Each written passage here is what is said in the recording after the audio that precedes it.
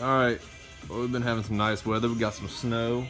Been having some nice freezes. It's cold as hell right now. Well, not really too cold. I guess 50s. Super cold, you know.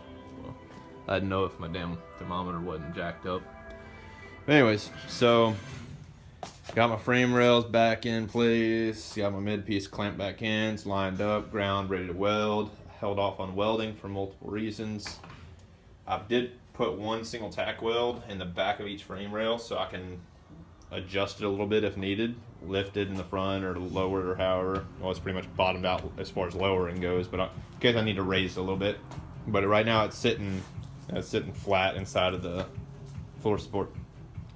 Basically, I got the front radiator support cross member in place, clamped, and I put these rear aprons in place, clamped, along with these little apron extensions. And I went ahead and marked. You see all this white line, that's just trace lines in case I need to pull it. I know if it's back lined up where it's supposed to be.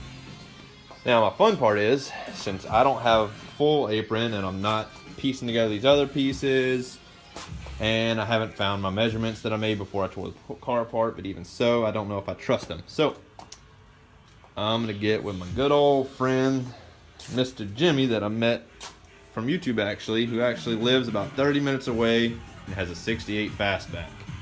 And he is pretty much building identical to my car. We have almost the same parts in everything, down to the suspension, the wheel width pedals back there, the disc brake setup, all of it. Now, I think the only difference is I'm doing Mustang 2 front suspension. He's got the shock tower coilovers, I think. But I'm gonna give him a holler and see if I can get some more measurements from him, because I need to get apron measurements, because I don't think I trust the ones I found online. I think they were from a 69 as well, and I don't know if they're the same or not. And they were measuring from oddball things like the cow face. I don't know if they were measuring, this is sloped. I don't know if they were going from up here, down here, the lip. I really don't know. My guess is they were putting a tape measure around the back of the lip. But anyways, so I noticed whenever I first fit this up that this frame rail on the driver's side was a little lower.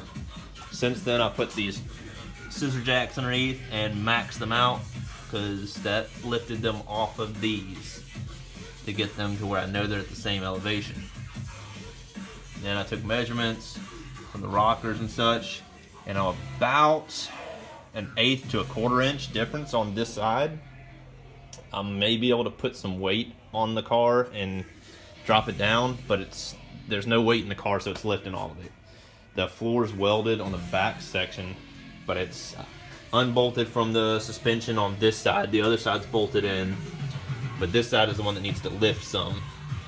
And none of this is welded. The floor pan support for the torque box side to the firewall is bolted, but not anything on the side here. There's nothing joining it to the rocker right now. The only thing that's welded is the firewall right here and this kick panel, or lower cowl panel. So that's where I'm at right now. The cowl's kind of just tech screwed back in place and clamped. I took measurements for these, the left-right positioning, off my original, because I do keep those, and I do still have my cowl, so they're in the right spot.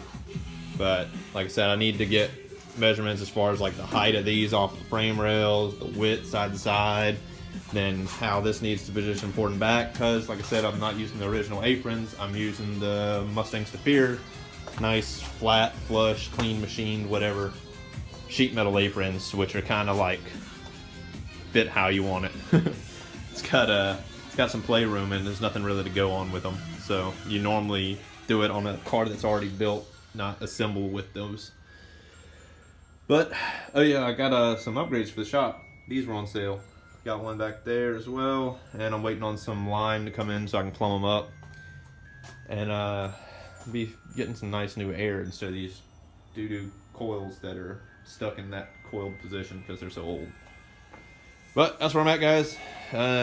Till next time, hopefully I'll be able to get these frames welded up soon, and this cross member and these aprons, where I can start moving towards the back of the car, the quarters, and get the doors, fenders, and everything. I'm gonna have to put the fenders on to get some measurements right, make sure everything fits right. But thanks for watching, guys. Until next time.